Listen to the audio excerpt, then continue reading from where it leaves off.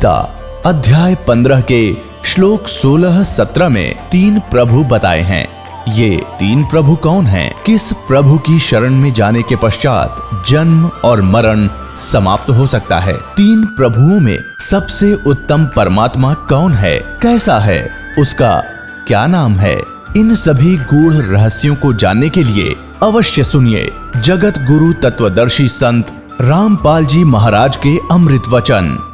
दर्शकों, जगत गुरु संत रामपाल जी महाराज के अद्भुत अलौकिक सत्संग प्रवचनों ने हिंदुस्तान में ही नहीं बल्कि विश्व में एक आध्यात्मिक ज्ञान की क्रांति ला दी है।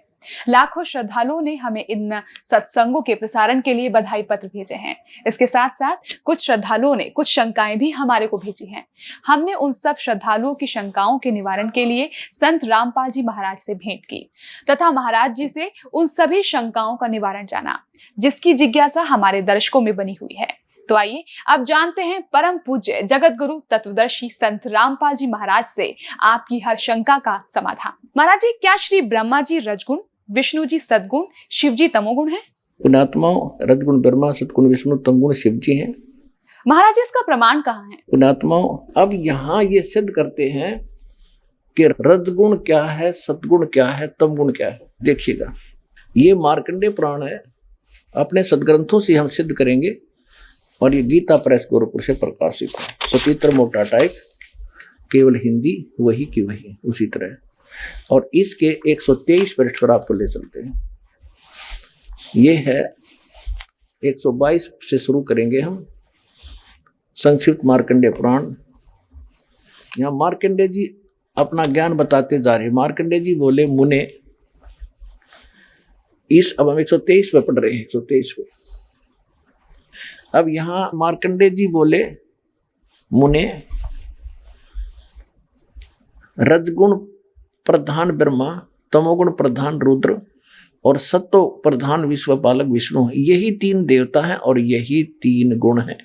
परमेश्वर ने 600 वर्ष पहले कहा था, गुण तीनों की भक्ति में ये भूल पड़ो संसारे, कह कबीर निज नाम बिना कैसे उतरो पार। 3 देव की जो करते भक्ति, उनकी खुद न हो वह मुक्ति। सिद्ध हो गया, रजगुण ब्रह्मा, सद्गुण विष्णु और तमगुण शिव जी, यही 3 देवता और यही 3 गुण भी कहे जाते हैं। और कंसेप्ट क्लियर करते हैं, देखिएगा। यह है श्रीमद् देवी भागवत, इसमें संस्कृत भी साथ है। ये है अथ देवी भागवतम सभाष्टीकम समात्यम खेम राशि कृष्ण दास प्रकाशन मुंबई 4। इसके हम आपको तीसरे सेकंड में ले चलते हैं। ये देखिएगा, श्रीमद् देवी भागवते भाषा टीका युक्ते तृतीय स्कंध प्रारंभते। यह देखना, इसके ये प्रश्न नंबर 11 पे तीसरे स्कंद में और अध्याय नंबर 5 का हम श्लोक नंबर 8वां पढ़ेंगे। 7वां समाप्त होता है। हे माता, शंकर भगवान कह रहे हैं, हे माता, यदि हमारे ऊपर सदा आप दयायुक्त हो तो हमको तमोगुण में किस प्रकार प्रदान किया, ब्रह्मा रजोगुण और हरि सत्वगुण युक्त किए, क्यों किए? अब संस्कृत भी देखेंगे। ये संस्कृत है। ये 7वां श्लोक समाप्त हुआ, 8वां प्रारंभ हुआ।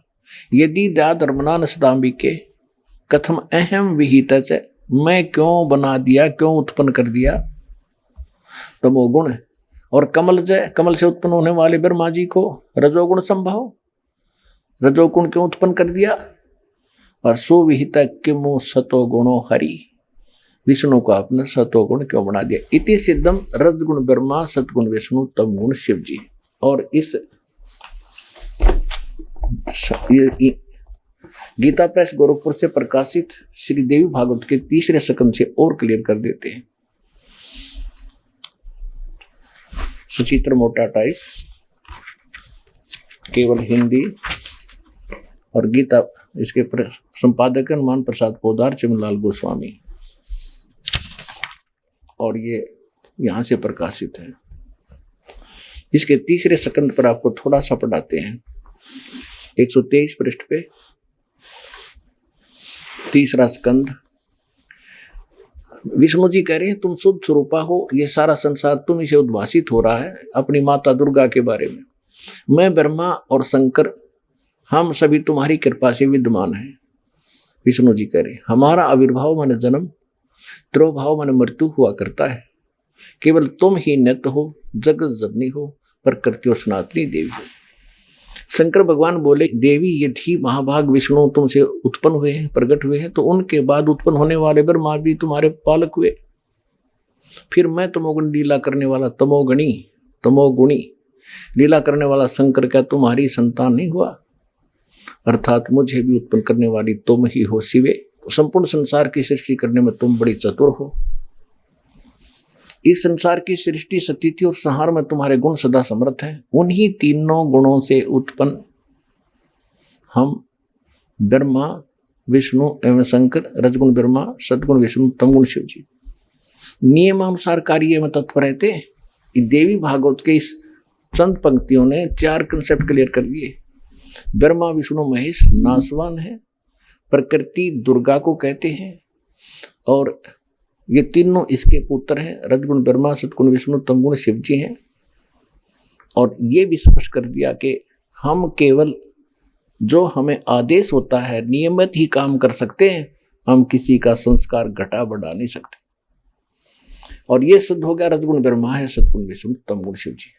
महाराज जी, गीता अध्याय नंबर 7 के श्लोक 12 से 15 में तीनों गुणों के उपासकों को राक्षस स्वभाव को धारण किए हुए मनुष्य में नीच कहा गया है। इसका क्या अभिप्राय है? पुण्यात्माओं, 7वें अध्याय के 4 मंत्र पढ़ेंगे 12 से 15। अब देखिए, ये तो सिद्ध हो गया रजगुण ब्रह्मा, सतगुण विष्णु, तमगुण शिव जी, नथिंग एल्स। ये देखिएगा श्रीमद् भगवद गीता अध्याय नंबर 7 का और श्लोक नंबर 12। और भी जो सतोगुण से उत्पन्न होने वाले भाव हैं और जो रजोगुण तथा तमोगुण से होने वाले भाव हैं, उन सब को मुझ से होने वाले हैं ऐसा जान, परंतु वास्तव में उनमें मैं और वे मुझ में नहीं है। अब यहाँ इसने क्या कहा है कि रजगुण ब्रह्मा से, सतगुण विष्णु से, तमगुण शिव जी से जो कुछ भी हो रहा है, रजगुण ब्रह्मा से उत्पत्ति, क्योंकि रजगुण के ब्रह्मा जी के अंदर एक ऐसा गुण भर दिया इसने, जीव के बस की बात नहीं, उसके प्रभाव से उत्पत्ति, संतान उत्पत्ति करेगा ही करेगा। और विष्णु जी में सतोगुण ऐसा भर दिया, सब एक दूसरे मोह ममता जकड़े रहेंगे, यहाँ फंसे रहे। और तमोगुण का अपने बेरा शंकर जी के काम करे, ये सब न मार के अपने पिता के पास भेज देता है। ये कहता है इन तीनों गुणों से जो कुछ हो रहा है, रजगुण ब्रह्मा, सतगुण विष्णु, तमगुण शिव जी से, इसका मुख्य कारण मैं हूं। क्योंकि इसको 1 लाख मानव शरीरधारी प्राणियों का निताहार करना पड़ता है, सूक्ष्म शरीर को भून कर खाता है। इसलिए कहता है मैं इनमें नहीं और ये मुझ में नहीं, और ये जो कुछ भी हो रहा है इसका मुख्य कारण, निमित्त कारण मैं ही हूं, मुझसे ही हो रहे। अब आगे देखना, अब 13वें श्लोक में क्या कहा, 7वें अध्याय का, अध्याय नंबर 7 का और श्लोक नंबर 13। गुणों के कार्य रूप सात्विक, राजस और तामस, इन तीनों प्रकार के भाव से सारा संसार प्राणी समुदाय मोहित हो रहा है। इन तीनों गुणों से पूरे, यानी ब्रह्मा विष्णु महेश से परे मुझ अविनाशी को नहीं जानता। अब ये देखिएगा, ये गीता प्रेस गोरखपुर से प्रकाशित है, संपादक हैं इसके, ये देखिएगा, संपादक है हनुमान प्रसाद पोदार, और ये कहां से, ये यहां से प्रकाशित है। ये है रुद्र संहिता और संक्षिप्त शिव पुराण, पृष्ठ नंबर 110 पे, गीता प्रेस गोरखपुर से प्रकाशित, सचित्र मोटा टाइप। इस प्रकार ब्रह्मा विष्णु और रुद्र, इन 3 देवताओं में गुण हैं, यानी रजगुण ब्रह्मा, सतगुण विष्णु, तमगुण शंकर, इन 3 देवताओं में गुण है, परंतु शिव गुणातीत माने गए हैं। वो इन तीनों से अलग हैं। 26वें पढ़ते हैं, अपने मतलब की बात पढ़ेंगे। यहां आगे अब नीचे, पुत्रो, ब्रह्मा और विष्णु को ये काल बोल रहा है, पुत्रो तुम दोनों ने तपस्या करके प्रसन्न हुए मुझ परमेश्वर से सृष्टि और सतिथि नामक दो कृत यानी जो दो विभाग, ये दो जॉब प्राप्त किए हैं और ये दोनों तुम्हें बहुत प्रिय है। इसी प्रकार मेरी विभूति स्वरूप रुद्र और महेश्वर ने, मैं नहीं है, ने दो अत्यंत उत्तम कृत्य संहार और तिरोभाव प्राप्त किए। अब देखो ये ब्रह्मा विष्णु तो ये हो गए दोनों पुत्र, और रुद्र और महेश्वर ये इन दोनों से न्यारे यानी चार हो गए, और बोलने वाला वो इनका पिता इनसे अलग है। इन तीनों गुणों रजगुण ब्रह्मा सदगुण विष्णु तमोगुण शिव जी से परे दास ने आपको दिखा दिया श्री शिव पुराण के अंदर कि इनका बाप है यू। ये खुद कहता है ब्रह्मा विष्णु पुत्रो तुमने दो विभाग मेरे से प्राप्त किए हैं, इसी प्रकार रुद्र और महेश्वर ने प्राप्त किए, महेश्वर ने, तो ये पांचवा है इनका बाप, ये बोल रहा है यहाँ पर। अब ये कहता है कि ये तीनों गुणों ब्रह्मा विष्णु महेश तक सीमित हैं, ये मुझे भी ना जानते, मेरी भक्ति भी ना करते। आगे देखो 7वें अध्याय का श्रीमद् भगवद गीता का 14वां श्लोक में क्या कहा है, क्योंकि ये अलौकिक अर्थात अति अद्भुत गुण भी मेरी माया रजगुण ब्रह्मा सदगुण विष्णु तमगुण शिव जी द्वारा फैला गया जाल बड़ा खतरनाक है, ये दुस्तर है। और जो पुरुष मुझ को भजते हैं यानी ब्रह्म साधना करते हैं वो इनसे ऊपर उठ जाते हैं, माया को उल्लंघन कर जाते हैं, यानी ब्रह्मा विष्णु महेश की साधना करने वाले ब्रह्मा लोक विष्णु लोक शिवलोक में जाएंगे, उनका कम समय होता है, और जो ब्रह्म की साधना करता है ब्रह्म लोक में जाता है उसका समय ज्यादा होता है, वहां सुख भी ज्यादा उस ब्रह्म लोक में, लेकिन वहां पुंजेब कटती है अपनी ही, और पूंजी समाप्त होते ही पुण्य खत्म होते ही फिर वापस 83 लाख योनियों में आना ही पड़ता है। तो ये तो इनका प्रोसेस है, ये कभी समाप्त नहीं हो सकता। और फिर इसलिए ये कह रहा है कि उस परमेश्वर की शरण में जहां जाने के बाद फिर लौटकर संसार में कभी नहीं आते। तत्वदर्शी संत बताओगे, मैं नहीं जानता उस मेथड को, वो तरीका वो बताओगे, वो ज्ञान वो बताओगे। तो ये रामपाल दास अब तत्वदर्शी संत सारा दाना दाना गिनवा दिया।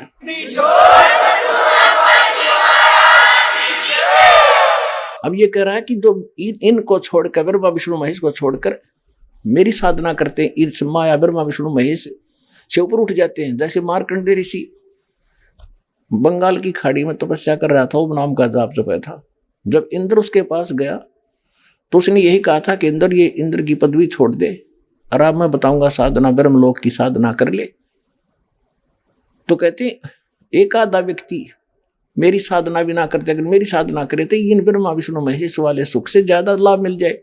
अब ये क्या कह रहा है कि अब देखो श्रीमद् भगवद गीता अध्याय नंबर 7 का हम श्लोक नंबर 14 पढ़ा है, क्योंकि यह अलौकिक अर्थात अति अद्भुत त्रिगुण में मेरी माया ब्रह्मा विष्णु महेश के द्वारा फैलाया हुआ जाल बड़ा खतरनाक है, दुस्तर है। जो पुरुष मुझको यानी ब्रह्म की साधना करते हैं इनसे ऊपर उठ जाते हैं, तर जाते हैं। 15वें श्लोक में कहा कि माया के द्वारा जिनका ज्ञान हरा जा चुका है, ओए जो ब्रह्मा विष्णु महेश से ऊपर किसी की जिसकी बुद्धि उठती नहीं, वहीं तक सीमित है जिनका ज्ञान वो असुर स्वभाव राक्षस स्वभाव को धारण किए हुए मनुष्यों में नीच और दूषित कर्म करने वाले मूढ़ लोग मूर्ख मुझको नहीं भजते। पुण्यात्माओं, इस गीता की पढ़न मात्र से मोक्ष बताया करते, इसमें लिखे मात्र कराएंगे जब होगा मोक्ष तय। जो इसमें लिखा है ऐसे करेंगे तभी मोक्ष होगा, उसकी जानकारी आपको दी जा रही है कि इसमें ये लिखा है ऐसे करना चाहिए, 2 अक्षर की बात है, वह निर्णय। अब हम क्या बताया है कि ब्रह्मा विष्णु महेश की पूजा करने साधना करने वालों को राक्षस स्वभाव को धारण किया, मनुष्यों में नीच बुरे कर्म करने वाला दूषित कर्म करने वाला मूर्ख क्यों कहा, ये थोड़ा संक्षेप में बताएंगे। जैसे हिरण्यकशिपु ने ब्रह्मा जी की उपासना की थी, विष्णु जी का दुश्मन मानना था अपने आप में, और ब्राह्मण भगत था, ब्राह्मण था, लेकिन कर्म से राक्षस कर्म से ब्राह्मण होता है।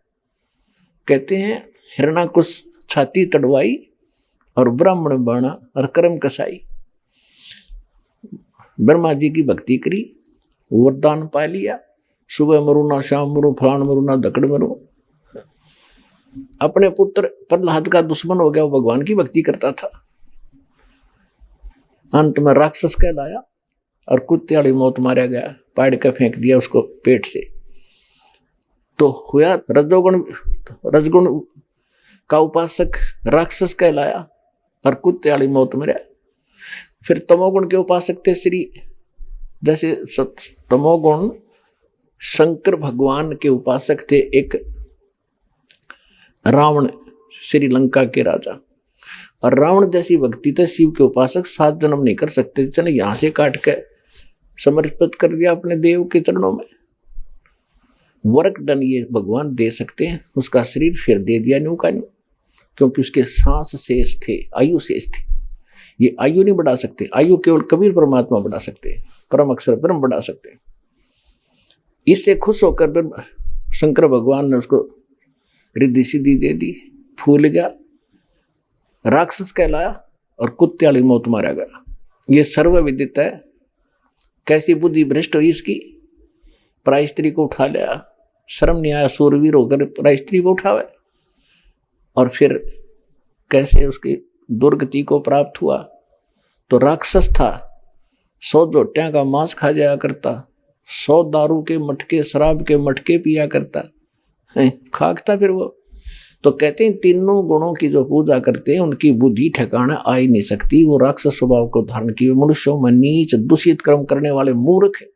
भस्मागिरी नाम के एक तपस्वी थे, भगवान शंकर के उपासक। ये गिरी, पुरी, नागा, नाथ, कनपाड़े, ये सारे जो है शंकर जी के उपासक होते हैं। एक भस्मागिरी नाम का तपस्वी और भगवान शंकर के महल के सामने कैलाश पर्वत पे ऊपर न पैर नीचे न सिर करके भक्ति करने लग गया। 12 वर्ष तक खड़ा रहा। एक दिन पार्वती जी ने कहा कि आप तो भगवान हो, देवताओं के देव हो, महादेव हो, सक्षम हो, समर्थ हो, आपका बच्चा क्या मांगता है पुजारी, दे दो इसको, उठाओ यहां से। भगवान शंकर ने कहा कि बोल भाई क्या मांगता है। भस्मागिरी ने कहा कि भगवान ऐसे नहीं मांगूंगा, पहले वचनबद्ध हो जाओ। भगवान शंकर ने कहा ठीक है, मैं वचनबद्ध हो गया, खड़ा हो गया। फिर आप अपना भस्म कड़ा दे दो, जो आत्मा पर रखा था उसमें शक्ति थी कि किसी के सिर पे ऊपर न्यू कर दे भस्म, वो खत्म हो जाता था, जल जाता था, राख बन जाती थी। और भस्मागिरी के मन में क्या दोष था, भगवान शंकर का उपासक, कि भस्म कड़ा प्राप्त करके और पार्वती पे आसक्त था वो। पार्वती ने पत्नी बनाऊंगा और इस शंकर न मारूंगा। और इसको अमंतर्यामी कहा करते शंकर भगवान ने। खाक अंतर्यामी था, इसको बद्दी के को बदले कर बैठा सामने, उसे आप अपना दुश्मन पाड़ दिया, निकाल कर भस्म कड़ा दे दिया, ले भाई ले जा, अगले शंकर होले होशियार। इसलिए मैंने यह साधना करी थी, तुझे मारूंगा और इसको अपनी पत्नी बनाऊंगा। हा हा हा हो गया राक्षस। आग आग भगवान और पीछे पीछे पुजारी, जाख काट उठा। जिसको हम अविनाशी कहा करते थे, शंकर भगवान अविनाशी, अविनाशी होता तो खड़ा रहता, कहा जा करे, मार के करेगा। कबीर भगवान थे अविनाशी, दरिया में गिर दिया गंगा के अंदर और तोब के गोले चला दिए, छींट तक नहीं लगी परमात्मा के। शेख तकी ने 10 टुकड़े कर दिए थे मालिक के रात ने, शरीर के तलवारों से गुंडे ले जाकर। और चलन लगे, जब खड़े हो गए परमात्मा और कहा शेख तकी आजा, चाय पानी पी के जाइए। पसीने आ गए थे उन गुंडा के।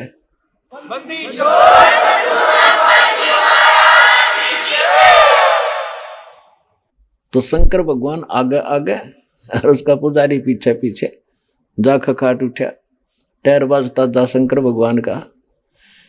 अब भगवान ने दया करी, बीच में आकर खड़े हुए खुद परमेश्वर पार्वती रूप बना के, और कहने लगे भाई डट जा, कहाँ जा रहे हो, आ जाओ, मैं भी तो आपके लिए तड़प रही हूँ।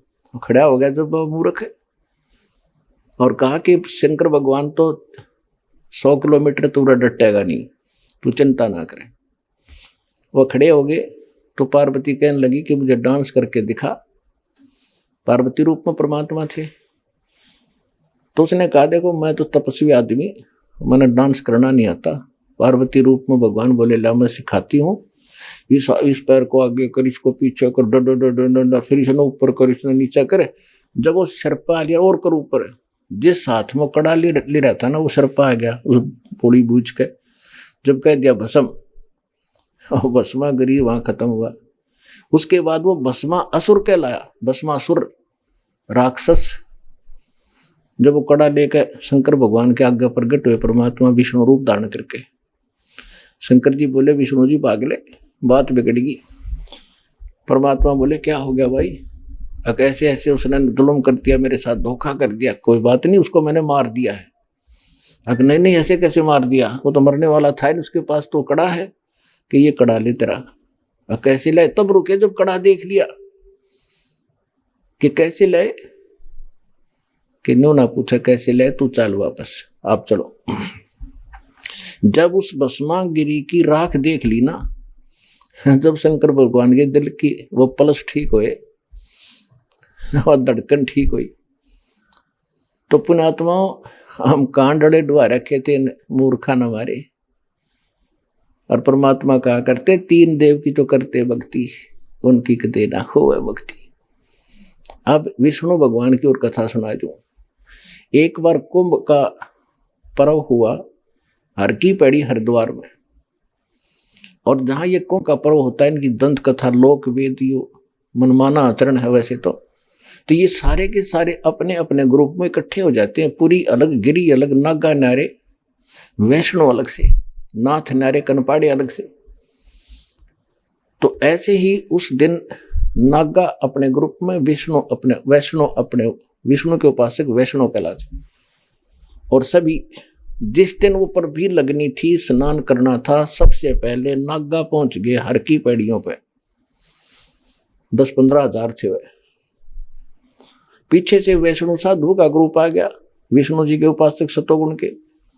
उन्होंने नागाओं से कहा कि नागाओं, जो शिव के उपासक थे तमोगुण के, कि तुम पहले स्नान नहीं करोगे, हम सर्वश्रेष्ठ हैं, विष्णु जी के उपासक हैं, हम प्रथम स्नान करेंगे। नागा कहने लगे नहीं, हम सर्वश्रेष्ठ हैं, हम त्यागी और बैरागी, हम वस्त्र भी नहीं रखते तन पे, हम प्रथम स्नान करेंगे। तो वैष्णव साधुओं ने अब शब्द बोल दिए उनको कि तुम काहे के श्रेष्ठ हो, पशु की तरह नंगे फिरते हो, टट्टी के हाथ भी नहीं धोते, शर्ट फिरडो, राख लपेटे रहते हो शरीर के ऊपर, आज तुम स्नान करने वाले होगे, प्रथम हम स्नान करेंगे। इसी बात पर उनका झगड़ा हो गया, कत्लेआम कर डाला उन्हें। 25,000 वो शिव, ये त्रिगुण उपासक, ये ब्रह्मा विष्णु महेश के उपासक कट कर मर गए, कत्लेआम कर दिया 25,000। गंगा का पानी लाल कर दिया, वहां 100 बहा दी। तो सूक्ष्म वेद में कहा कि तीर तुपक तलवार कटारी, ओहे तीर तुपक तलवार कटारी, ये दर दर जोर बधावे हैं, और हर पैड़ी हर हेत ना जाना, वहां जाते एक जलावे हैं। ओहे देखो, कहते हर की पैड़ी कहो, भगवान का घाट स्थान बताते हो, और भगवान के घाट पर तुमने कत्लेआम कर दिया, तुम अकल है तुम्हारे अंदर? हर पैड़ी हर हेत नहीं जाना, भगवान में प्रेम नहीं तुम्हारा, और वहां जा तेग चलावे हैं और काटे शीश नहीं दिल करुणा। करुणा माने दया दुष्टों के, और ये जग में साधकवावे हैं, और जो जन इनके दर्शन भी करने जावे, उन नबियों पाठ पढ़ावे हैं, उनको भी नरक पठावे। तो पुण्यात्माओं, इसलिए गीता अध्याय नंबर 7 के श्लोक नंबर 12 से लेकर 15 में कहा कि इन तीनों गुणों की जो पूजा करते हैं, ये राक्षस स्वभाव को धारण किए हुए मनुष्यों में नीच तुषित कर्म करने वाले मूर्ख कहलाए हैं। 4 गाली इकट्ठी दे रखी गीता जी में, और वहां इतना चौड़ा रास्ता था हर की पैड़ी पे, और बैठ के एक देखो, हम वैसे स्वाभाविक व्यक्ति भी कहीं स्नान कर रहा हो और कोई व्यक्ति आजा पाछे तक, मैं भी नहा लो, आजो आप भी नहा लो। आम आदमी से गिरा हुआ चरित्र इन लोगों का, और इनको साधु संत कहते हैं। तो इन तीनों गुणों के उपासक कहते राक्षस स्वभाव को धारण किए मनुष्यों में नीच दूषित कर्म करने वाले मूर्ख। तो इस प्रकार इनको 4 उपमा दी है। और पुण्यात्मा थारा तो भाग जा गया, अपना कल्याण करवा लो।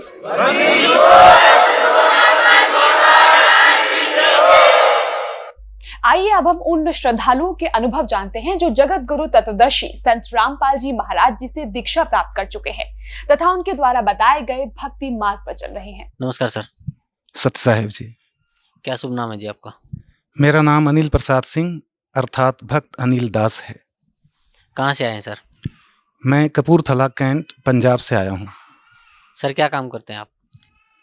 मैं केंद्रीय विद्यालय कपूरथला कैंट में वर्तमान में वाइस प्रिंसिपल ग्रेड में पीजीटी फिजिक्स हूँ और मेरी इस पीजीटी फिजिक्स पद पे 20 साल की जॉब है। इस बीच में मैंने नवंबर 2003 से मई 2005 तक जवाहर नवोदय विद्यालय ढलाई त्रिपुरा राज्य में डेपुटेशन पे प्रिंसिपल भी रहा और वर्तमान में मैं पुनः केंद्रीय विद्यालय में वाइस प्रिंसिपल ग्रेड में पीजीटी फिजिक्स पद पे कार्यरत हूँ। सर संत रामपाल जी महाराज की शरण में आने से पहले आप कौन सी भक्ति करते थे? संत रामपाल जी महाराज के शरण में मैं 27 मार्च 2004 को आया था और उसके पहले 98 से 2004 तक मैं संत आसाराम जी का शिष्य था और उन्होंने जो दीक्षा दी थी तो पूरे पंडाल में माइक पे 5-7 मंत्र बोलते थे। ओम नमः शिवाय, ओम नमः भगवते वासुदेवाय, हरिओम तत्सत, ओम ऐम नमः, ऐसे गायत्री मंत्र भी, ओम भूर्भुवः स्वः तत्सवितुर्वरेण्यं भर्गो देवस्य, ऐसे जो पूरा मंत्र है ऐसे और 5-7 मंत्र बोल देते थे और वो कहते थे कि इनमें से आपको जो मंत्र अच्छा लगता है, जो आपके इष्ट देव हैं वो मंत्र चुन लीजिए। तो उसके पहले मैं शिव जी को मानता था कि वही सर्वशक्तिमान भगवान है, मुझे कुछ ज्ञान था ही नहीं। तो मैंने ओम नमः शिवाय मंत्र चुन लिया था और मुझे ओम नमः शिवाय मंत्र सेलेक्ट कर लिया तो मेरा वही मंत्र हो गया। और बाद में उसके बाद एक मंत्र वो और देते थे, सोहम, और वो जाप करने की विधि ये बताते थे कि सांस बाहर जाए तो सो और सांस अंदर आवे तो अहम बोलना है। और इसका वो लाभ ये बताते थे कि इस मंत्र के जाप करने से परमात्मा प्राप्ति जल्दी हो जाती है, शीघ्रता से हो जाती है। तो मुझे ये समझ में नहीं आता था कि जो ओम नमः शिवाय मंत्र जाप रहे हैं, शिव जी हमारे इष्ट हैं, तो फिर दूसरे मंत्र से शीघ्रता से क्यों आ जाती है। तो चूंकि बुद्धि नहीं थी तो मैं इस पे साइलेंट था, लेकिन ऐसे जो भक्ति बताते थे वो करता था। साथ में वो मौन मंदिर बना रखे हैं अपने आश्रमों में। तो मैं उस समय मैं राजस्थान में था, कांकरोली जिला में, तो वहाँ पे एक आश्रम था उनका। तो उस आश्रम में जाके मैं मौन भी धारण करता 24 घंटे का, 1 सप्ताह का ऐसे। और उसके बाद वो 24 एकादशी का व्रत भी बताते थे और जितने भी 4 रात्रि जागरण होते हैं, जन्माष्टमी, कृष्णाष्टमी, रामनवमी और इस तरह से, और जो 4 बताते थे वो सारा करता था। साथ में जो गणेश पूजा आ जाता था तो वो भी करते थे, नवरात्रि का पाठ भी करते थे और जो कन्याएं होती थी छोटी छोटी अविवाहित, तो उनकी पूजा भी वो बताते थे, वो सारे करता था। इन सभी क्रियाओं को उसके बाद वो जितने भी उनके आश्रम से पुस्तक निकलती थी, जितनी भी कैसेट्स निकलती थी, वो सबको मैं ध्यान से सुनता था। सारे पुस्तकों को मैं ध्यान से पढ़ता था ताकि कोई भी नई चीज़ आ जाए तो मैं इनको क्रियान्वित करूं। वो बताते थे चतुर्मास में जमीन पे नहीं सोना, पलंग पे नहीं सोना चाहिए, जमीन पे सोना चाहिए, तो मैं जमीन पे सोता था। काले कपड़े नहीं पहनना चाहिए चतुर्मास में, तो मैंने काले कपड़े छोड़ दी। फिर वो तिल और वो आमले के पानी से नहाना चाहिए, मेरे बाल्टी भी खराब हो गए, मैं वो भी नहाया। लेकिन इन सभी क्रियाओं को करते करते मुझे कोई भी आध्यात्मिक लाभ तो बहुत दूर की कौड़ी थी। मुझे कोई शारीरिक में जो शरीर में कष्ट और शुरू हो गए और लाभ कुछ भी नहीं हुआ। जैसे मेरे घुटने में दर्द शुरू हो गए, मुझे सर्वाइकल हो गया, मुझे डिस्क की प्रॉब्लम हो गई, और सबसे बड़ी बात जो मेरे पेट काफ़ी खराब रहता था, इंडाइजेशन की प्रॉब्लम रहती थी। मैं उनका इतना भक्ति भी करता था, सुबह शाम, और सारे मंत्र जाप करना, सब कुछ करना, और मैं 1,000-1,500 रुपये महीने की आयुर्वेदिक दवाइयाँ खाता था और फिर भी मुझे कोई राहत नहीं होती थी। और चूँकि ज्ञान नहीं था तो मुझे उनकी भक्ति से कोई शिकायत भी नहीं थी। और इसके अलावा उन्होंने कहा एक बार कि जोग वशिष्ठ महारामायण पढ़ना चाहिए, तो मैंने वो पुस्तक ला करके पूरी पढ़ ली। अटबट क्या लिखा था मुझे उसकी कुछ समझ में तो आता नहीं था, लेकिन चूंकि गुरु ने कहा था मैं पढ़ता ही रहता था। उसमें एक चीज़ मैंने जरूर पढ़ा था कि भगवान राम के वो मुझे याद है, भगवान राम के जो गुरु थे वशिष्ठ जी, वो जब नगरों में निकलते थे तो गांव के जो प्रजा लोग होते थे वो उनको गालियां निकालते थे, उनसे बदसलूकियां करते थे। तो मुझे इतना लगता है कि जो सच्चे संत होते हैं, जो भी होते हैं, तो समाज को लोग उनसे घृणा करते ही हैं। उनसे जुड़े हुए मेरे में एक ये तड़प जाग गई उनसे जुड़ने के बाद, कि जैसे वो कहते थे कि संत अगर डांट दें कुछ गुस्सा करें तो भी उनसे वो समझना चाहिए हमारा सौभाग्य है। तो ऐसे भक्त के कुछ लक्षण तो मेरे में जरूर आ गए थे। वो कहते थे दूसरे संतों की वो सत्संग नहीं सुनना, लेकिन मेरे अंदर वो ऐसी तीव्र जिज्ञासा थी कि हम जहाँ भी रहते थे आसपास में किसी भी संत का सत्संग होता था मैं सुनता ही था। वहाँ से उनकी सीडी लाना, कैसेटें लाना, सारी बुक्स लाना कि कोई भी अच्छी चीज़ मिल जाए, अच्छी क्रिया मिल जाए तो मैं उसको करना चाहता था। आसाराम जी बहुत सारे कैसेटें निकालते थे, बहुत भयावह, जैसे मौत की मौत। उसको मैं रात को 10-11 बजे कैसेट को अंधेरे एक कमरे में लगा के सुनता रहता था ताकि मुझे परमात्मा मिल जाए, और दूसरे संतों के भी सत्संग में भी जाता रहता था। तो मैं उनसे संत बताते थे कि अनन्य भक्ति से परमात्मा की प्राप्ति होती है। तो फिर मैं सोचता था कि हमें मंत्र शिव जी का दिया गया है, ओम नमः शिवाय, शिव जी हमारे इष्ट हैं, लेकिन हमें रामनवमी भी मनाने को कहा जाता है, हमें विजयादशमी भी मनाने को कहा जाता है, हमें दुर्गा की पूजा भी करने को कहा जाता है, हमें हनुमान जयंती भी मनवाया जाता है, माने सारी देवी देवताओं की, और श्राद्ध भी निकलवाया जाता है। तो फिर ये अनन्य भक्ति कैसे हुआ? तो फिर हमें परमात्मा मिलेंगे नहीं। तो मैं किसी संत से पूछ दिया, एक हिसार में बहुत सारे संत आया करते थे, तो मुझे वो समझाया करते थे कि जैसे आप शिव जी के को अपना इष्ट मानते हो, तो अगर भगवान राम के मंदिर में जाओ तो आप ये मानो कि ये राम नहीं है, ये शिव हैं, तो आपकी भक्ति अनन्य होगी। लेकिन मुझे ये नहीं समझ में आया ही नहीं, मैं संतुष्टि मुझे नहीं हुई कि राम की मूर्ति और शिव कैसे हो सकते हैं। तो फिर ये मुझे संतुष्टि नहीं होती। फिर ये सत्संग में जो सभी संतों के पास मैं जाता था तो वो बताते थे कि ब्रह्मा विष्णु महेश त्रिदेव हैं, और परमात्मा के भी जिक्र करते थे कि परमात्मा हमारे रक्षक हैं, सब सृष्टि रचनहार हैं, परमात्मा कोई और हैं। तो मैं उनसे सवाल करता था कि जब ब्रह्मा विष्णु महेश अगर देव की संज्ञा में आते हैं तो परमात्मा कौन है? तो ये संत हमें बताते थे कि फिर तो आपको उपनिषद का ज्ञान देना पड़ेगा। तो ऐसे यहाँ से कहीं भी एक तरफ ये सुनाते थे कि ब्रह्मा जी, विष्णु जी और शिव जी अमर हैं, दूसरी तरफ इन्हीं की कथाओं में सुनाते थे कि ब्रह्मा जी की आयु 100 वर्ष है। तो मेरी समझ में नहीं आता था कि जब ये अमर हैं तो फिर इनकी आयु 100 वर्ष ही है, तो 100 वर्ष तो फिर ये अमर कैसे हुए? फिर मैं चूंकि मैं शास्त्रों को भी पढ़ता था, मैंने शिव पुराण और ये विष्णु पुराण, ब्रह्मा पुराण ये सब पढ़ा। तो शिव पुराण में शुरू में पढ़ता था तो उसमें ये मैंने पढ़ा, मुझे समझ में आता था बंदी छोड़ सतगुरु रामपाल जी के शरण में आने से पहले कि ब्रह्मा और विष्णु की उत्पत्ति शिव से हुई। शिव पुराण पढ़ने में हमने ये समझ में आया। और जो विष्णु पुराण पढ़ा मैंने तो उसमें विष्णु जी से शिव जी और ब्रह्मा जी की उत्पत्ति हुई। तो हिसार में एक दीन दयालु जी जो संत हैं उनका भी सत्संग यहाँ खूब हुआ करता था, मैं वहाँ भी सुनने जाता था।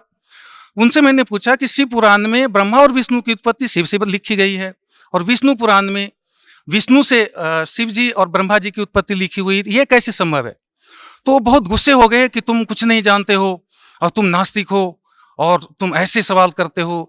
और फिर कहा, बाद में मैं चुपचाप रहा क्योंकि हमें बताया गया था कि संत अगर डांटते भी तो उसमें भगत का कल्याण समझना चाहिए। तो इस भाव से मैं चुपचाप ऐसे रह गया कि मैं तो अज्ञानी हूँ। तो फिर बाद में उन्होंने कहा कि ऐसा है कि किसी कल्प में शिव रूप में परमात्मा आते हैं और सभी को उत्पत्ति करते हैं और ऐसे ऐसे होता है। लेकिन ये मुझे संतुष्टि यहाँ से नहीं मिली थी। इस बंदी छोड़ सतगुरु रामपाल जी के शरण में आने से पहले हमें कोई भी आध्यात्मिक संतुष्टि नहीं मिली, शारीरिक कष्ट दूर नहीं हुए। और मैं चूंकि पीजीटी फिजिक्स था और प्लस 1 प्लस 2 को मैं फिजिक्स पढ़ाता था, और सभी लोग जानते हैं जो शिक्षा से जुड़े हुए हैं, फिजिक्स टीचर बहुत ट्यूशन कमाते हैं, माने 1-2 लाख रुपए महीने का वो ट्यूशन से कमा लेते हैं सैलरी के अलावा। 50,000 तो बहुत मामूली रकम होता है उनके लिए। तो उन दोनों मुझे लगता था कि मैं ज़्यादा से ज़्यादा ट्यूशन कमाऊँ, मुझे ध्यान उधर ही रहता था। लेकिन जब मैं बंदी छोड़ सतगुरु रामपाल के शरण में आया तो मुझे उधर से माया से बिल्कुल मन हट गया। संत रामपाल जी महाराज की शरण में आने से पहले आप संत आसाराम जी महाराज से जुड़े हुए थे, और भी आप बता रहे थे कि भाई बहुत से संतों के पास गया, अपने प्रश्नों का हल ढूंढा। तो इस सिलसिले में आप और किन किन संतों से मिले?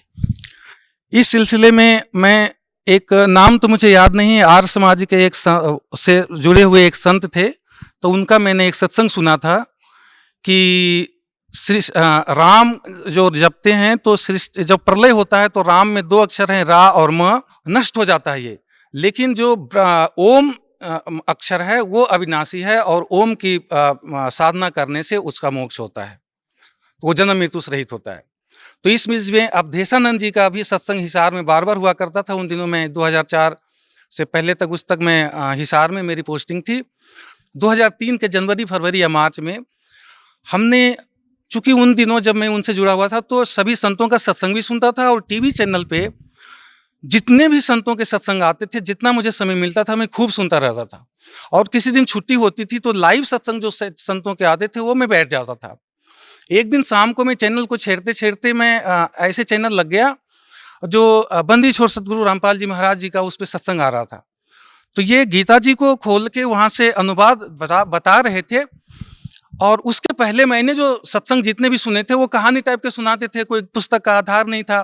तो पहले तो मेरी ये प्रतिक्रिया रही कि ये कैसे संत हैं, ये तो पुस्तक देख के सुना रहे हैं। क्योंकि मैं टीचर था, मैं बिना पुस्तक पढ़े देखे ही फिजिक्स को क्लास में पढ़ाता हूँ, +1 +2 का पढ़ाता था। तो फिर भी चूंकि मुझे सत्संग सुनने की आदत थी तो मैं ध्यान से सुनने लगा। तो बंदी छोड़ सतगुरु रामपाल जी उस समय एक श्लोक, गीता जी के एक श्लोक सुना रहे थे, पढ़ के बता रहे थे गीता जी को, गोरखपुर से जो प्रकाशित है। और उसमें ये बता रहे थे, वो पढ़ के सुना रहे थे कि रजगुण, तमगुण और सतगुण प्रकृति से उत्पन्न तीनों गुण जीवात्मा को शरीर में बांधते हैं, अर्थात उनको बंधन में रखते हैं, मोक्ष मुक्त नहीं होने देते। फिर उन्होंने दैवी भागवत पुराण निकाल के उन्होंने पेज नंबर 123 पे उन्होंने बताया कि वो रजगुण, तमगुण, सतगुण, ये जो रजगुण ब्रह्मा जी हैं और तमोगुण शिव जी हैं और सतगुण विष्णु जी हैं। और बाद में मार्कंडेय पुराण के 123 नंबर पृष्ठ पे भी उन्होंने बताया कि रजोगुण प्रधान ब्रह्मा जी हैं, सतोगुण प्रधान विष्णु जी हैं और तमोगुण प्रधान शिव जी हैं। ये तीन ही देवता हैं, ब्रह्मा विष्णु महेश, और तीन ही गुण हैं, रजगुण, तमगुण और सतगुण। तो उन्होंने इस तरह से वहां से कॉन्सेप्ट क्लियर किया कि रजगुण, तमगुण, सतगुण ये कोड वर्ड है और इसको तत्वदर्शी संत ही विश्लेषण कर सकता है। और गीता जी में ये जो रजगुण, तमगुण, सतगुण का मतलब ब्रह्मा विष्णु महेश है। तो मुझे बहुत उत्सुकता हुई, मैं टीचर भी था, मैं फिजिक्स का टीचर हूँ, कि आगे और क्या बताएंगे, ये ज्ञान हमने पहले कभी सुना नहीं था।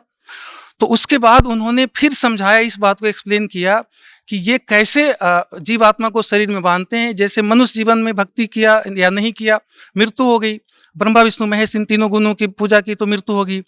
तो चूंकि ये शास्त्रानुकूल भक्ति नहीं है, तो इनकी मृत्यु होने के बाद अगर मान लो मेरे पिछले पुण्य ज्यादा हैं तो फिर मनुष्य जीवन मिल जाएगा।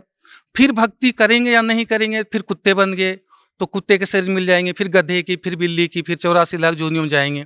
अर्थात एक शरीर से दूसरे शरीर में आत्मा जाती रहेगी और ये पूर्ण मोक्ष को प्राप्त नहीं होगी। और उन्होंने एक श्लोक और बताया था कि ब्रह्मा भी, उसमें जो श्लोक गीता जी अध्याय नंबर 7 के मंत्र 12 से 15 तक में विश्लेषण कर रहे थे कि माया के द्वारा जिनका ज्ञान हरा जा चुका है, मनुष्यों में नीच मूर्ख लोग, दुष्कृति न दुष्कर्म करने वाले लोग मुझको भी नहीं भजते। तो उनको माया मतलब त्रिगुण माया होती है, रजगुण, तमगुण, सतगुण। तो गुरु जी ने विश्लेषण कर रहे थे कि जो ये तीनों देव की भक्ति करते हैं वो उस गीता ज्ञानदाता भगवान की भी भक्ति नहीं करते हैं। सर, संत रामपाल जी महाराज की शरण में कैसे आए? एक दिन मैं टीवी चैनल को छेड़ते छेड़ते एक चैनल लग गया, उसमें संत रामपाल जी महाराज का सत्संग आ रहा था और उसमें गीता जी के एक श्लोक को, जो गीता प्रेस गोरखपुर से जो प्रकाशित थी, उसको पढ़ के प्रोजेक्टर पे, वो टीवी पे दिखाया जा रहा था। और उसमें ये श्लोक था, रजगुण, तमगुण, सतगुण प्रकृति से उत्पन्न तीनों गुण जीवात्मा को शरीर में बांधते हैं। ये हिंदी अनुवाद गुरुजी बता रहे थे और इसका संस्कृत भी उन्होंने पढ़ के एज इट इज सुनाया था। तो फिर उन्होंने ये गुण का विश्लेषण देवी भागवत पुराण और मार्कंडेय पुराण से किया था। मार्कंडेय पुराण के 123 नंबर पेज पे उन्होंने बताया कि रजोगुण प्रधान ब्रह्मा जी, सतोगुण प्रधान विष्णु जी और तमोगुण प्रधान शिव जी हैं। और ये तीन ही देवता हैं, ब्रह्मा विष्णु महेश, और तीन ही गुण हैं, रजगुण, तमगुण और सतगुण। और फिर इसी का दूसरा प्रमाण उन्होंने दैवी भागवत पुराण के पेज नंबर 123, उसका भी पेज नंबर 123 जो गीता प्रेस गोरखपुर से प्रकाशित था, उस पे विष्णु जी अपनी महिमा, माता की, दुर्गा माता की महिमा गा रहे थे और वो बता रहे थे कि मैं अर्थात विष्णु जी, ब्रह्मा और शंकर तुम्हारी कृपा से विराजमान हैं और हमारा तो आविर्भाव अर्थात जन्म और तिरोभाव अर्थात मृत्यु हुआ करता है, केवल तुम ही नित्या हो, जगत जननी हो, प्रकृति और सनातनी देवी हो। गुरु जी ने बताया था कि प्रकृति शब्द याद रखना, ये गीता जी समझने में काम आएगी। और आगे फिर उन्होंने उसी 123 नंबर के दूसरी साइड में जो भगवान शंकर बोल रहे हैं कि हे माता, यदि ब्रह्मा जी को उत्पन्न करने वाले आप हो और विष्णु जी को भी आपने ही उत्पन्न किया है, तो क्या तमोगुनी लीला करने वाला मैं शंकर क्या तुम्हारी संतान नहीं हुआ, अर्थात मैं भी तुम्हारा ही संतान हुआ। तो यहाँ से भी क्लियर किया गुरु जी ने कि ये शिव जी स्वयं अपने आप को तमोगुनी बता रहे हैं, तो ब्रह्मा जी और विष्णु जी भी, ब्रह्मा जी रजोगुनी और विष्णु जी सतोगुनी हैं। तो उस श्लोक को समझाने के लिए इतने सारे प्रमाण के बाद फिर गुरु जी वापस उस श्लोक पे आए कि रजगुण, तमगुण, सतगुण, प्रकृति से उत्पन्न तीनों गुण। प्रकृति वहां दुर्गा को कहा गया था, इसका मतलब दुर्गा से उत्पन्न ब्रह्मा विष्णु महेश और जीवात्मा को शरीर में बांधते हैं, मतलब हम सभी जीवात्मा को मुक्त नहीं होने देते। उन्होंने गुरु जी ने समझाया था कि जैसे मनुष्य जीवन समाप्त हो जाएगा, हमारे पुण्य नहीं है तो हम पशु बन जाएंगे, पक्षी बन जाएंगे, किसी और योनि में चले जाएंगे, ज़्यादा पुण्य है तो देवता बन जाएंगे। अर्थात एक शरीर से हमें दूसरा शरीर मिलता रहेगा, लेकिन हम पूर्ण मोक्ष को प्राप्त नहीं होंगे। तो इसलिए ब्रह्मा विष्णु महेश की पूजा हमारे गीता जी में व्यर्थ है, ऐसा गुरु जी समझा रहे थे। ये श्लोक सुन के, चूंकि उन दिनों में आसाराम जी से दीक्षित था और मेरा मंत्र ओम नमः शिवाय था और शिव जी मेरे इष्ट थे, तो पहली बार जो ये सुना, और उसके पहले दीनदयालु जी ने बताया था, क्योंकि मैं उसके पहले मैं सभी संतों के सत्संग में जाया करता था, तो दीनदयालु जी का सत्संग जो हिसार में हुआ करता था, कई बार मैंने सुने थे, तो उन्होंने कहा था कि साधकों को गीता का, भगवत गीता का, श्रीमद् भगवत गीता का पाठ करना चाहिए, कम से कम 1 अध्याय रोज। तो मैं कई वर्षों से वो श्रीमद् भगवत गीता का पाठ करता था, हिंदी, और उसमें सारे श्लोक पढ़ते थे, लेकिन गुरु बिन काहु न पाया ज्ञाना, तो बिना गुरु के हमें कुछ वो समझ में नहीं आता था। मैं ये सोचता था कि ये जो गालियां ऐसी लिखी गई है साधकों के लिए गीता जी में, जैसे मूढ़, मनुष्यों में नीच, दूषित कर्म करने वाले, आसुर स्वभाव को प्राप्त पानी, मुझको भी नहीं भजते हैं और इन देवी देवताओं को भजते रहते हैं, तो मुझे लगता था कि मैं तो मंत्र जप रहा हूँ, तो ये मेरे लिए नहीं है, ये तो उन लोगों के लिए है जो भगवान की भक्ति नहीं करते। लेकिन बाद में पता चला कि जो इन तीनों देवताओं की भक्ति करते, बंदी छोड़ सदगुरु रामपाल जी महाराज की कृपा से पता चला कि ये उनके लिए बात थी। तो मैं, चूंकि उसके पहले शिव जी का भक्त था, शिव जी मेरे इष्ट देव थे और ओम नमः शिवाय मंत्र जापता था, और जो गुरु जी ने ये समझाया कि इन देवताओं की पूजा करने वाले को मोक्ष नहीं होते और इनको राक्षस स्वभाव को कहा गया है, तो मुझे लगा कि मेरा सिर फट जाएगा। मुझे लगा कि ये गीता जी हैं और गीता जी पर मुझे पूरा विश्वास था, क्योंकि मैं बिहार स्टेट से बिलोंग करता हूं, और मेरे गांव में जो कोई मरता था व्यक्ति, तो मरते हुए व्यक्ति को मैं ये सुनता था, बचपन में भी देखा था कि उनको गीता जी का कोई श्लोक पढ़ के सुना दो, ऐसा कि उससे उसकी मुक्ति हो जाएगी। तो उस दृष्टि से भी, और इधर कई वर्षों से मैं गीता जी का पाठ करता था, तो इससे गीता जी के श्लोक पे और गीता जी पे जो ग्रंथ हैं उस पे मुझे पूरा विश्वास था। तो गुरु जी ने जो भी समझाया और उन्होंने श्लोक उन्होंने दिखाया, मुझे पूरा विश्वास हो गया कि ये बात बिल्कुल सच्ची है। लेकिन मेरी बुद्धि इतनी काम नहीं करी कि इस संत जी का एड्रेस ढूंढना चाहिए, इनके पास जाना चाहिए, इनका कल्याण करवाना चाहिए। लेकिन उस भक्ति की जो पहले कर रहा था मैं छोड़ भी नहीं पा रहा था, इनको ढूंढने की मेरी बुद्धि काम नहीं की कि इनको ढूंढना चाहिए था। इस बीच में मेरी जो आर्य समाज के एक संत थे, वो वहाँ हिसार में सत्संग कर रहे थे, तो मैं उनके सत्संग में भी चला गया। वो योगा ज़्यादा सिखाते थे, आसन प्राणायाम आदि, कि शरीर स्वस्थ रहेगा, और थोड़ा बहुत प्रवचन करते थे, ध्यान करवाते थे, ऐसे अटबट बोल करके। और एक बात जो उन्होंने कही थी, जो मेरे दिमाग को फिर वहाँ से झंकृत कर दिया था, कि जब प्रलय होता है तो जो राम जपते हैं, तो राम में 2 अक्षर है, रा और म, वो विलीन हो जाता है, नष्ट हो जाता है, उसके साधक भी विनाश को प्राप्त हो जाते हैं। लेकिन ओम 1 अक्षर है और इसका खंड नहीं होता, और ये प्रलय काल में भी जो इसकी भक्ति करते हैं उसका नाश नहीं होता। तो मेरे दिमाग में और हो गया कि अब ये ओम को बता रहे हैं, राम गलत बता रहे हैं, और वो संत जी तो जो थे बंदी छोड़ रामपाल जी महाराज, उनसे मैं जुड़ा नहीं था। वो ब्रह्मा विष्णु महेश जी की सेवा भी व्यर्थ बता रहे हैं, लेकिन वो प्रमाणित है। तो इस बीच में वो और मेरे सिर दर्द हो गए, मैं और घबराहट में हो गया, मैं क्या करूं ना करूं, किससे पूछूं। तो इसी बीच में अवधेशानंद जी का भी वहाँ सत्संग हिसार में बार बार वहाँ प्रोग्राम लिया जाता है, मैं उनका सत्संग में भी गया। वो भागवत पे कथा करते थे, और उन दिनों में गया था तो श्री राम कथा पहली बार कह रहे थे, वो बीच बीच में बता रहे थे। तो मैं उनसे जाके ये सवाल पूछना चाहा कि कोई तो कहता है कि राम राम जपो, और कोई तो कहता है कि भाई राम में 2 अक्षर हैं, वो खंड हो जाएगा सृष्टि में और प्रलय हो जाएगा, तो 1 अक्षर मंत्र जो अविनाशी है उसका जाप करो। तो आप स्वामी जी आप बताइए कि हमें क्या करना चाहिए। तो मैं दंग रह गया। उनका जो अवधेशानंद जी का रिएक्शन, एक संत कहलाते हैं वो समाज में, आज तो मुझे तत्व ज्ञान हो गया, वो संत कहलाने लायक है नहीं, लेकिन उन दिनों तो मैं उन्हें संत मान रहा था, स्वामी जी मान रहा था। वो बहुत जोर से मेरे ऊपर गुस्सा किए और कहे तुम नास्तिक हो, तुम आर्य समाजी हो, तुम इस तरह के सवाल करते हो। तो मैं बिल्कुल स्टन रह गया कि मैंने क्या गलती करी, मैं तो मूर्ख हूं ही, अज्ञानी हूं ही। उन्होंने ये भी कहा था कि तुम अज्ञानी हो, मूर्ख हो, भ्रमित हो। तो मैंने मेरे मन में सोचा मैं तो भ्रमित हूं, तभी तो संतों के पास आ रहा हूं। और मैं चुपचाप बैठा रहा। और आसाराम जी की बताई हुई वो बात मुझे याद आई कि संत अगर गुस्सा भी करें, डांट भी लगाएं, थप्पड़ भी लगाएं, तो अपना कल्याण समझना चाहिए और उनसे बकवाद नहीं करनी चाहिए, प्रतिवाद नहीं करनी चाहिए। तो वो बात मुझे याद आ गई। मैं चुपचाप ऐसे बैठा रहा हाथ जोड़ करके काफ़ी देर तक। और उनका टीवी पत्रकार लोग इंटरव्यू ले रहे थे। तो थोड़ी देर के बाद उनको शायद लगा कि इसमें भगत के कुछ लक्षण हैं। उन्होंने कहा कि तुम्हारे क्या सवाल थे, आप ऊपर वाले कमरे में आना, मैं वहाँ बताऊँगा। तो मैं थोड़ी देर के बाद ऊपर वाले कमरे में गया। तो फिर ऊपर वाले कमरे में जाकर उन्होंने फिर ये बताया कि ऐसे तो 21 ब्रह्मा, 21 विष्णु हैं, महेश हैं और 21 ब्रह्मांड हैं, लेकिन तुमको वो सब जानने की जरूरत नहीं है। तुम जो भी भक्ति कर रहे हो वो तुमको पूर्ण मोक्ष की प्राप्ति हो जाएगी, जैसे सारी नदियाँ समुद्र में मिल जाती है।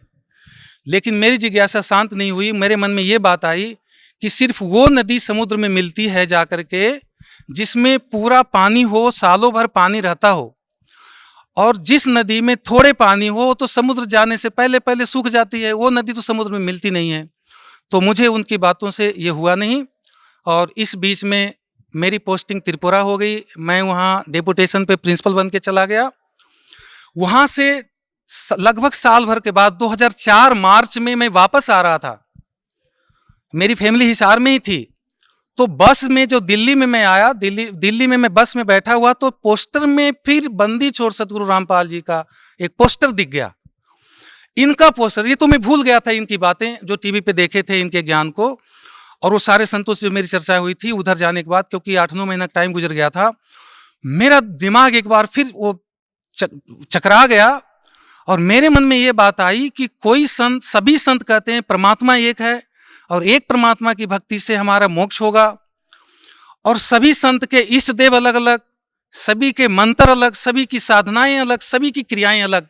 ये सारे संत अगर सच्चे हैं और सभी अलग अलग क्रियाएं साधनाएं बता रहे हैं, तो इन सब को मिलकर के एक निर्णय क्यों नहीं निकाल लेते और हम भक्त समाज को भ्रमित जो करने से बचा लेते। इन सबको चाहिए था कि एक निर्णय निकाल करके और एक रास्ता हमें देते।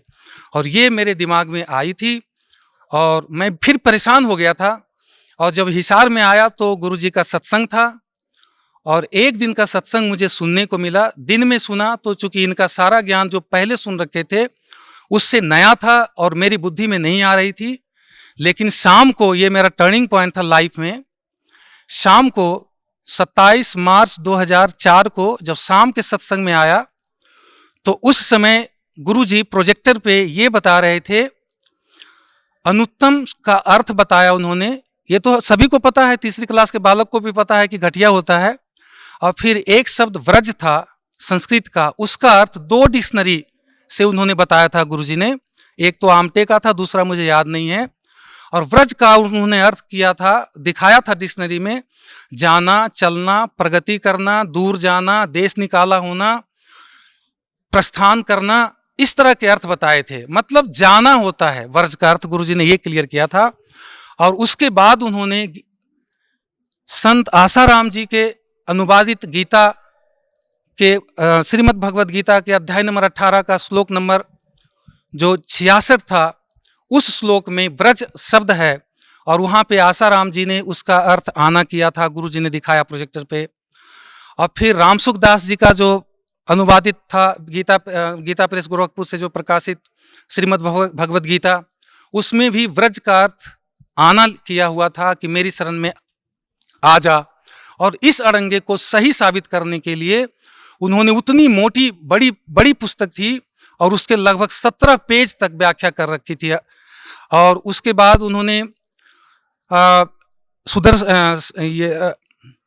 सुधांशु जी महाराज की अनुवादित पुस्तक में भी व्रज का अर्थ आना किया हुआ दिखाया गुरु जी ने। जो डॉक्टर सर्वपल्ली राधाकृष्णन बड़े, जो इतने बड़े फिलोसोफर माने जाते हैं, उनके नाम पे पूरा राष्ट्र शिक्षक दिवस मनाता है कि वो बेस्ट टीचर थे, बेस्ट प्रोफेसर थे और एक दार्शनिक थे और बहुत बड़ा विद्वान थे, और उन्होंने भी व्रज का अर्थ आना किया था। ऐसे और कई अनुवादकों द्वारा, संतों द्वारा अनुवादित वो उन्होंने गुरु जी ने दिखाया था। उस श्लोक में व्रज का अर्थ सभी ने आना किया था। इस्कोन वाले एक दिखाए थे जिन्होंने शब्दार्थ में तो व्रज का अर्थ जाना लिख रखा था, और जो संस्कृत श्लोक जो 18 गीता श्लोक नंबर अध्याय नंबर 18 का श्लोक नंबर 66 का जो अर्थ करने लगे तो वहाँ पर मेरी शरण में आजा कर दिया था। और दूसरी जो शब्द थे अनुत्तम, और सभी संतों ने, इन सभी संतों ने अनुत्तम का अर्थ अति उत्तम किया था गीता जी अध्याय नंबर 7 के श्लोक नंबर 18 का। जब ये 2 श्लोक का अनुवाद प्रोजेक्टर पे गुरुजी ने बताया था तो मुझे ऐसा लगा कि इस पृथ्वी पे किसी भी संत के पास कोई भी आध्यात्मिक मार्ग नहीं है, आध्यात्मिक ज्ञान नहीं है। अगर उनके पास आध्यात्मिक ज्ञान होता तो गीता के श्लोकों के अर्थों का वो अनर्थ नहीं करते, और अनुत्तम का अर्थ अति उत्तम होता ही नहीं जो उन्होंने किया है। व्रज का अर्थ जाना है, जिसका अर्थ आना किया है।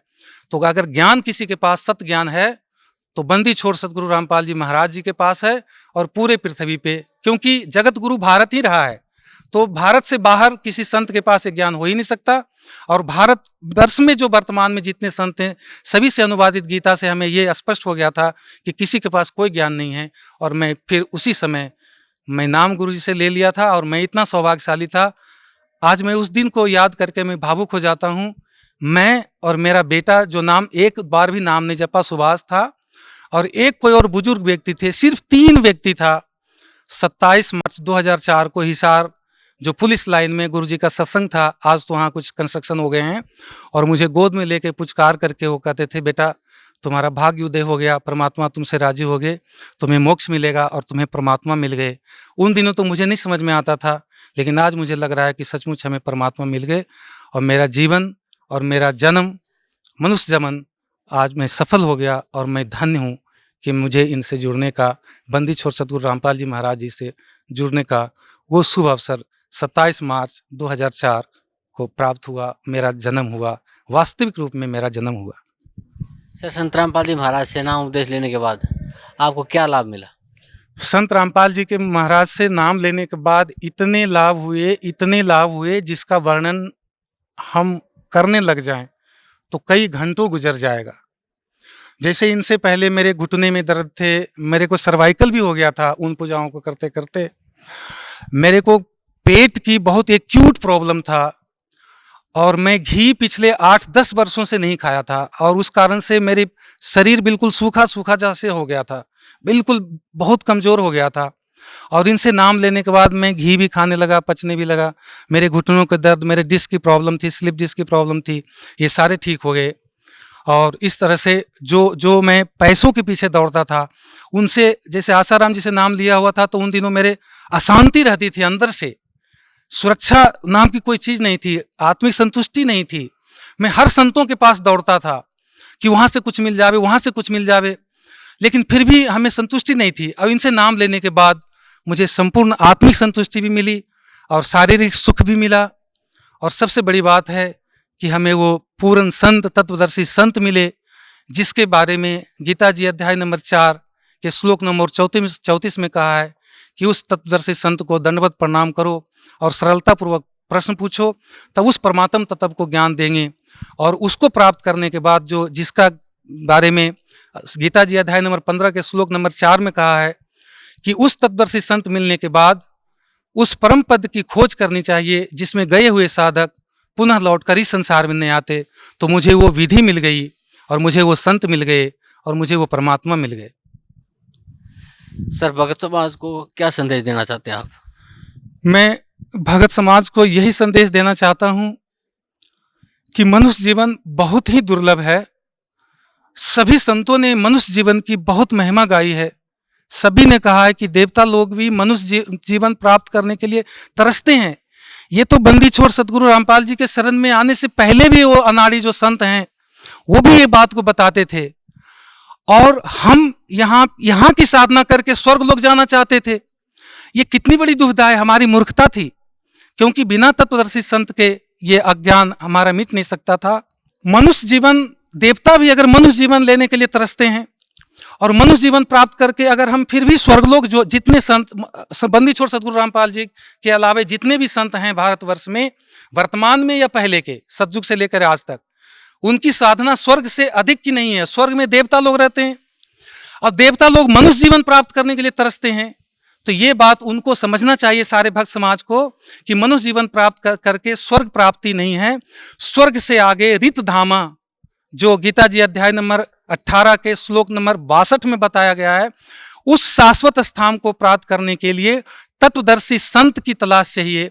और वो तत्वदर्शी संत पूरे पृथ्वी पे, बल्कि 21 ब्रह्मांड में बंदी छोड़ सतगुरु रामपाल जी महाराज जी हैं। इनके अलावे पूरे 21 ब्रह्मांड में, इस पृथ्वी पे, इस भारत भूमि पे कोई संत है नहीं।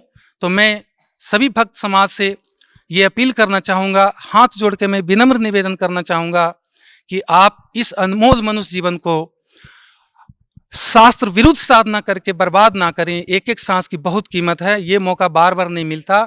पृथ्वी पे पूर्ण परमात्मा कबीर देव संत रामपाल जी महाराज के रूप में स्वयं प्रकट हैं। ये तत्वदर्शी संत की भी भूमिका कर रहे हैं। इनके पास शास्त्र प्रमाणित ज्ञान है, इनके पास सारे मंत्र हैं, मोक्ष के कंप्लीट कोर्स हैं। इनसे जुड़ने के बाद आपको शारीरिक सुख मिलेंगे, सांसारिक सुख मिलेंगे, अर्थ, धन, मोक्ष और काम, ये सभी कुछ मिलेगा। पूर्ण मोक्ष को प्राप्त होंगे आप, जिसके बारे में कहा गया है गीता जी अध्याय नंबर 15 के श्लोक नंबर 4 में कि तत्वदर्शी संत मिलने के बाद उस परम पद परमेश्वर की प्राप्ति ढूंढना चाहिए, उस परम पद को ढूंढना चाहिए जिसमें गए हुए साधक लौटकर पुनः इस संसार में नहीं आते। तो आपको वो पद मिलेगा जिसके बारे में गीता जी अध्याय नंबर 18 के श्लोक नंबर 62 में बताया गया है कि उस परमेश्वर की शरण में जाओ, उसके कृपा से तुम्हें परम शांति और शाश्वत स्थान को मिलेगा, को प्राप्त होगे। तो वो परम शांति और शाश्वत स्थान देने वाले तत्वदर्शी संत गीता जी अध्याय नंबर 4 के 34 वाले संत सिर्फ और सिर्फ बंदी छोड़ सतगुरु रामपाल जी महाराज हैं। इनके शरण में सभी भक्त समाज को आना चाहिए और वो मान बड़ाई को छोड़ के और वो झूठी साधना को छोड़ के आप साधना चैनल पे शाम को जो सत्संग आता है वो सुनिए। ज्ञान गंगा पुस्तक अगर आपको मिल जावे तो वो पुस्तक पढ़िए, सारा ज्ञान प्राप्त करिए। और अगर कोई भगत आपसे पूर्ण परमात्मा, मोक्ष की, भक्ति की और संत बंदी छोड़ सतगुरु रामपाल जी महाराज के बारे में कोई जानकारी देते हैं तो आप उनको ध्यान से सुनिए और परमात्मा की शरण में आकर के अपना मनुष्य जीवन को सफल करिए, पूर्ण मोक्ष वाली भक्ति को प्राप्त करिए। मैं भक्त समाज से यही निवेदन करना चाहूँगा। Sir thank you so much. महाराज जी, गीता ज्ञानदाता गीता अध्याय 7 के श्लोक 18 में अपनी गति को अनुत्तम क्यों कह रहा है? पुणात्माओं, जैसे अभी तक किसी भी हम अपने धर्म गुरु से पूछा करते थे कि श्रीमद् भगवत गीता अध्याय नंबर 7 के श्लोक नंबर 18 में गीता ज्ञानदाता अपनी गति को अनुत्तम क्यों कह रहे हैं? अनुत्तम, तो ये क्या कहते हैं कि अनुत्तम नहीं कह रहे हैं, अनुत्तम का उन्होंने अर्थ बदल दिया। कहते जिससे उत्तम कोई और ना हो वह अनुत्तम कहलाता है। रब फुटे भाग हमारे, ऐसे गुरु मिले हमें। अनुत्तम, अनुत्तम माने बैड अंग्रेजी में, और उत्तम गुड, श्रेष्ठ। कहीं पर बैड लिखा हो किसी सेंटेंस में और उसका अर्थ कोई गुड लिख दे तो कितनी बुद्धि होगी उस इंसान की।